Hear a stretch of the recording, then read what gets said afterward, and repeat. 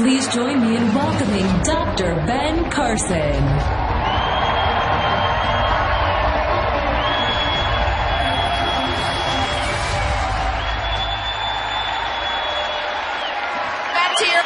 Thank you. Thank you. Thank you, everyone. Thank you. Thank you.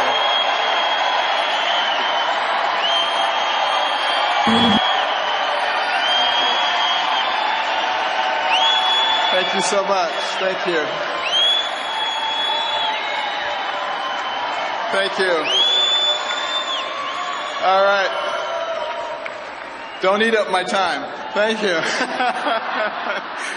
I want to thank you all for that very warm welcome. I have to start out by saying one very important thing. I'm not politically correct.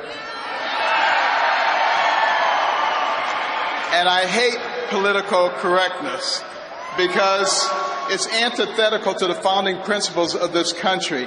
And the secular progressives use it to make people sit down and shut up while they change everything. It's time for us to stand up and shout out about what we believe in.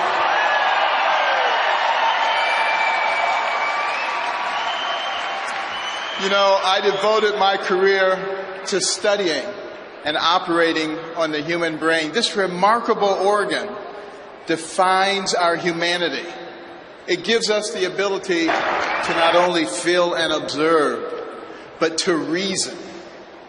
When we elect a president, we need to use that power of reasoning to look at their history, their character, what kind of people they really are. It makes all the difference in the world for us. And it is going to be so critical right now. We must resist the temptation to take the easy way out and to passively accept what is fed to us by the politically elite and the media, because they don't know what they're talking about, but they have an agenda. Now, we must also be weary of the narrative that's being advanced by some in our own party. The notion that a Hillary Clinton administration wouldn't be that bad, the effects would only be temporary. You know, that it would only last for 4 and at most 8 years. They're not using their God-given brain to think about what they're saying, because it won't be 4 or 8 years, because she will be appointing people who will have an effect on us for generations, and America may never recover from that. That's what we have to be thinking about.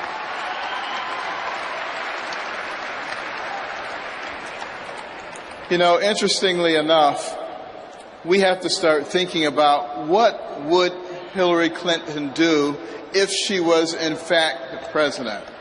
She would appoint Supreme Court justices, she would appoint federal judges, and that would have a deleterious effect on what happens for generations to come. Not only that, but she would continue with a system that denigrates the education of our young people, puts them in a place where they're never going to be able to get a job, where they're always going to be dependent, and where they can therefore be cultivated for their votes. This is not what America is all about, this kind of deception. And this is what we, the people, have the necessary obligation to fight.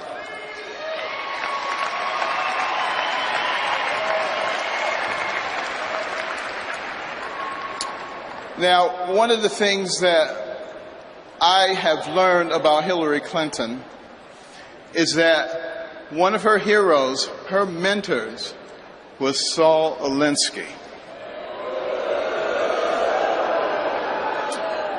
And her senior thesis was about Saul Alinsky.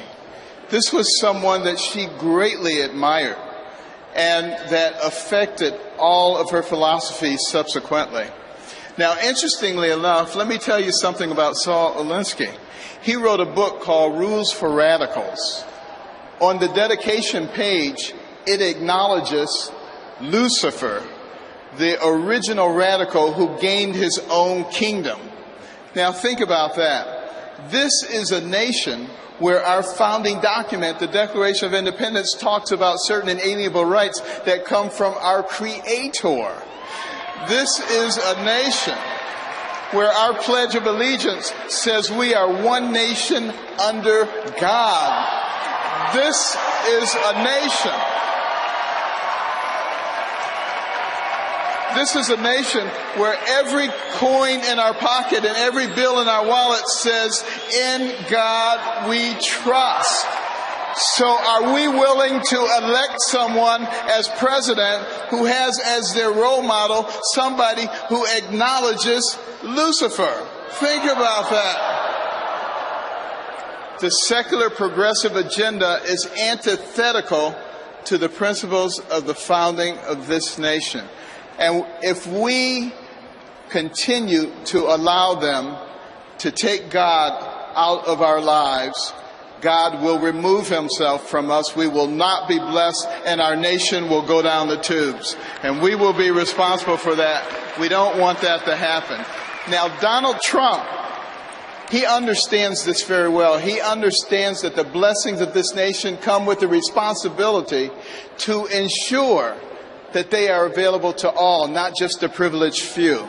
This is exemplified by his willingness to take on the establishment against all odds. It is evident in his passion for the American worker. It is found in his desire to put his considerable skills to work on behalf of American interests, not his self-interest. I'm proud to support Donald Trump, an extraordinary businessman, the right leader for a time such as this.